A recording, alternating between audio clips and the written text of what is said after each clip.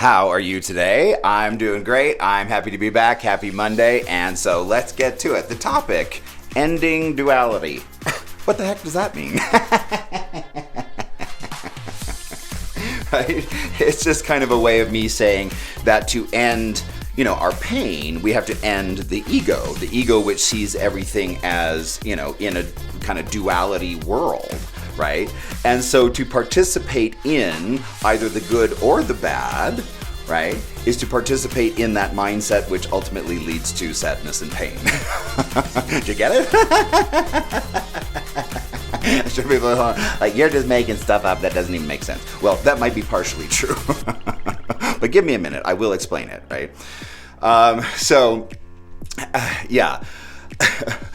To participate in the ego, which requires a me versus them, is a fool's errand, essentially, right? And not only that, it doesn't evolve us in the fight, quite frankly, right?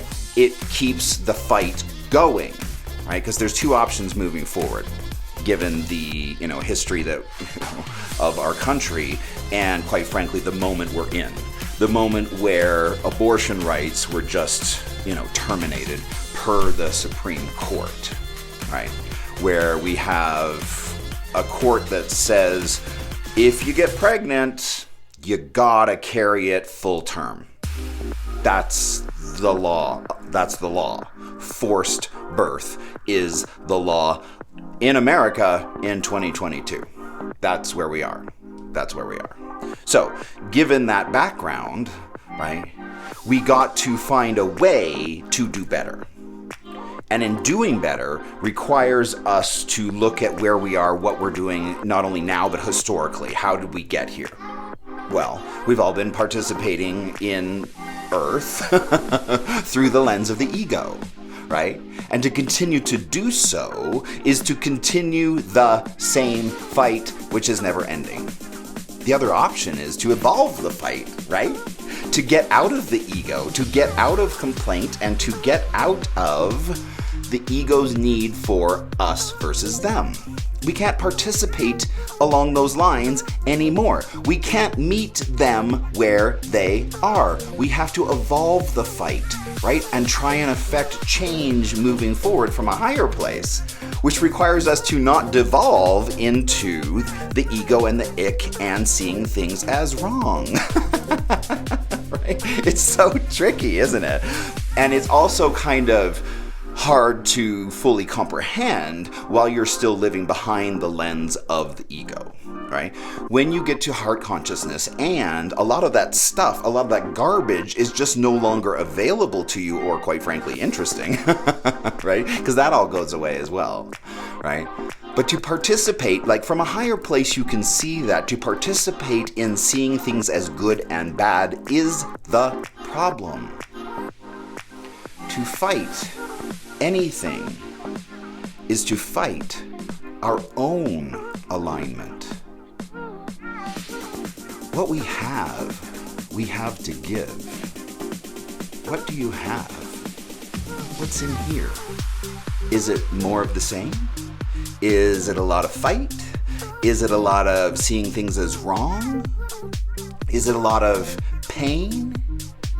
Because if it is, that's what you have to give, isn't it? That's what you have to give.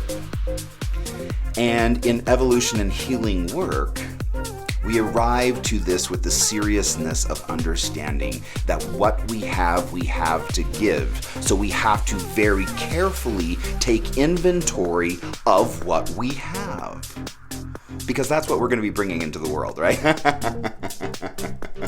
Right? And it's like I've often talked about in here, for me, what I'm sending downstream in terms of energy that I'm experiencing here must be adjudicated to that standard. Whew, it's challenging. It's very challenging, but not impossible, right? And I'm figuring things out as I go along, aren't I? It's so exciting. I actually figured out what the fulcrum was, right? Remember we were talking about discerning a no being said from either love or the ego. Remember that? And what is this fulcrum right here that tips our no, even our oh hell no, right? And the timing of me realizing this, I'm like, oh, this is perfect because we're just about to go and tear it all down. So we got to learn how to say no from a healthy place, right? And even an absolutely hell no will you be doing that can be said from love. We just got to understand this fulcrum here that tips our no from love to the ego, right? What's this thing right here that determines how healthy we're languaging a no? I figured it out. It's compassion. Because I was like explaining that as a, healthy human and higher level of consciousness, you always have to always see the humanity in others, always, whether you understand them or not, and whether they're acting a fool or not. You always have to still see their humanity. That's compassion, right? The other qualities that I was, languaging in terms of what has to, be there in order for it to be in love in terms of non-judgment and no complaint, right? Again, it all falls under the category of compassion for the other while you're saying no. Now, I think that there is a scale. I haven't fully dialed into this yet, but I think that there's a scale of compassion that needs to be looked at in terms of how much you're taking care of them, right, versus you, right? Because you never want to allow yourself to be abused, right? And so long as that other person is still seeing your humanity and still being compassionate, and you're working to bring compassion to the conversation while saying no, right? If you can follow those couple of tips, like, your conversations will always be clean. You will never have anything to regret, and you will never be devolving or moving along unhealthy patterns. You will always be moving things towards love in accessing a no from a place of compassion. Right? I'm so excited I figured that out. Like, whew, that one took me a minute. Like, usually they kind of like, I'm like, oh, and then you do this, and then, the next thing is this. But this one was like, whew, took a... Anyways, I feel like I just birthed a baby. Whew, okay. Now moving on in the work. But I'm really excited about that because, again, given the environment that we're in right now, we need to learn how to say no from a very healthy place, from a clean place, from a place of love, right? And now that I got that figured out, I'm not afraid to walk into any conversation, honey, because if you know me, I'm like a bull in a china shop. I am not afraid to have those conversations, right? And so now that I have fully access to a yes and full access to a no, oh, honey, look out. Because it is go time, right? And for that, we are blessed. The ones who are standing here on the front lines, right? We are blessed. Look at the time in history of where we stand. And this is one point that I really don't want us to lose sight of. Where are we in history? We are in an amazing place in history. Thrilling. And I know that, the battle kind of goes back and forth towards, humanity and civil liberties in terms of owning our own body, in terms of being fully free to make our own choices in this world, right? So that battle goes back and forth, right? Yeah, and, this last couple of days, super tough. Super tough for a lot of people, right? A lot of people are very angry and we feel like we're going backwards. We're not. We're not. Look at where we are, right? And we're always moving in the same direction towards love, always, right? But it's like pain. It's like pain in that even the bad stuff is working for the highest and best, is it not? Right? So even the stuff that we have been programmed to look at as negative and to take personally, right? Rather than just receiving it as information like, oh, don't do that. Right? We take it like offense. Everything's so personal. Oh my gosh. Right? But when we lose the duality, right? And this is the point that I wanted to try and make if I can, because a lot of it's still, I'm just grasping some of these ideas, right? But ending the duality and not participating in the good and the bad, and not having conversations that are based in right and wrong, right? Because to participate in that is a fool's errand. It will always end in pain, right? So we gotta get out of all that ego stuff. And when we're talking and having conversations and even, arguments, that it happens in the realm of love. That we can still function from a place of love even in taking it all down. Even in saying, oh hell no, right? Because we know how to keep ourselves clean and free of ego and ick if we're paying attention, right? So that was super important to me, right? To understand that in order to end my own pain, I had to step out of the duality of the ego. And that means not participating in anything that's seen as good or anything that's seen as bad, anything that's seen as right or anything that's seen as wrong. I had to step out of that. I had to step out of that game, right? Because things are just as they are. Things are just as they are. Don't ever lose sight of that. Don't ever lose sight of where you are, because attaching to all of this news and the state of the country and attaching yourself and your ego to that, right, which is based in good and bad and right and wrong, I mean, you're going to be unhappy if you participate in that game, right? The other option is to detach. Detach from all of that. All of that is not you. To remain seated in yourself and to allow the outside world to just be. Do not attach to it. In fact, work to detach from it. Doesn't mean you don't care, right? It just means that you're not threatened, right? And you're still able to light yourself up and have a beautiful day, even in the midst of all this, right? It's not participating in it. It's freeing yourself. Freeing yourself from the outside world. Yes, it's tough. And yes, we've got to do better. And yes, we're going to take it all down. And yes, we're going to have those tough conversations that say, oh, hell no, from a place of love. We absolutely are going to do that. But that shouldn't be threatening to you. I want you to do something just right now. Just don't even think about it. Just stop this video and look around your room. Be where you are. Pretend like you just arrived to Earth and you're just seeing everything for the first time. Ready? Go. Do you see where you are? Did you take inventory of where you are? Stay there. Stay there. That's where you are. Did you see the room that you're sitting in? Did you feel safe? Were you safe? All of these things are where we need to be in our minds, not out there, not in the crazy, not participating in good and bad and right and wrong. That's how they win. Get out of their game. Get into your game. Light yourself up, right? Because that's a you thing. And that's how we ultimately win, is again, evolving out of the duality. Ending the duality. That's how we win, by staying lit up all the time, right?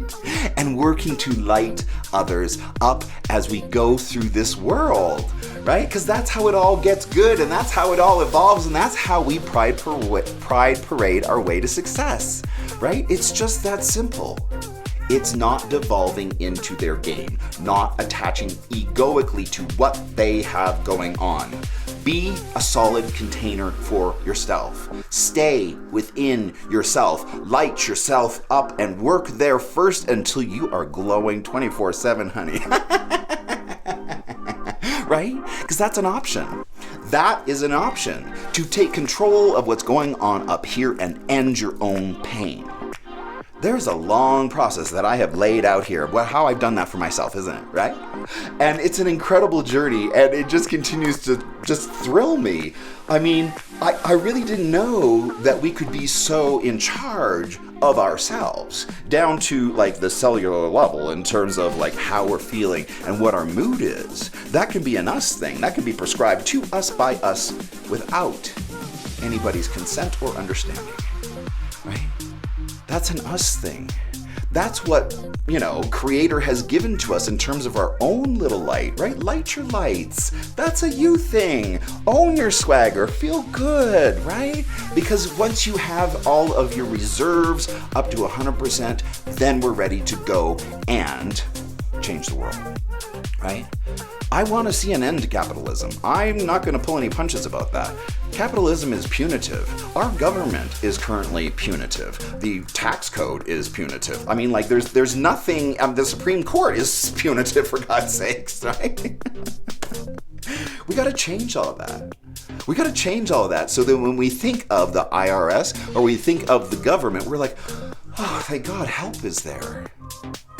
Help is there. Help is there for us. Help is there for us to live our better lives, right? I mean, it's time for them to take care of us and not the corporations. I mean, what do you think? Right? So, the long arc of history, right? Understand where we are. Don't attach to the moment because there'll be another one right around the corner, right? Observe without attaching to, right? That's not you. That's not you. They're doing it to. Yes, they're doing it to the world in which you live, but you get to choose how you live in that world, right? That's a you thing. So own that. Own where we are in the moment in history. Understand that this is a very big victory, right? Why is this perfect, right? Remember we talked a little bit about the perfect game? And that was a good way to kind of always see the best in things, because the best in things is always moving us in the direction of love, is it not? Right? So if we understand that we're in good care and that we are always moving in one direction towards evolving in love, this moment in history can be celebrated. What did the Supreme Court just do? They just galvanized an entire generation of people, right? Who thought, oh, that was, settled law, even according to the people who recently got onto the Supreme Court. Oh, well. Right? They just galvanized an entire generation into action. I don't think both the GOP and, quite frankly, the Christians who are behind, all of this and always have been since the dawn of time, right? I don't think they fully understand what was just written in terms of their futures. Because people aren't putting up with it anymore.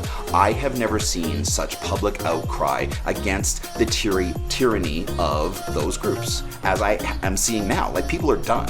Whereas before there used to be a little bit of reverence because that was your, faith and your religion, and we had, gloves are off. Gloves are off. I will, call it out. I have no problem doing that. But luckily now I've done the work so that I know how to do it from a healthy manner that doesn't heap on ick onto myself, right? Because I have no interest in doing that. I have no interest in devolving into name calling and being unhealthy and rattling with anger and creating that kind of energy within myself and being in angst, because that's a me thing, right? But now that I've figured out how to say no from a place of love, and that I can keep it clean within myself at all times, right? And then I don't have to bring in any of that negative energy into myself, even during the toughest of conversations and, situations. That feels really good. So anyways, I just wanted to say that I am personally here always for you. I hope that you understand that. I really am. I'm always accessible. And if you ever want to book some time to talk about this, we can do, some of the energy work on you and helping you understand your next thing. We could do a shamanic reading. We can do, there's lots that we can do. But if you ever want to, talk to me, I certainly am available. My personal calendar can be accessed at calendly.com/Dale Allen Rouse. All right? So I hope I got that right. Just trying to remember. But that's it. If you ever want to book some time to talk with me or to talk about doing coaching, I'm certainly available for that as well. And then if you can share these videos, I really appreciate it. I can't always do this just on my own. And so any help that you can kind of do to get the word out, be on Team Dale. Yay, he's nuts. I would greatly appreciate it. I will talk to you soon. Bye.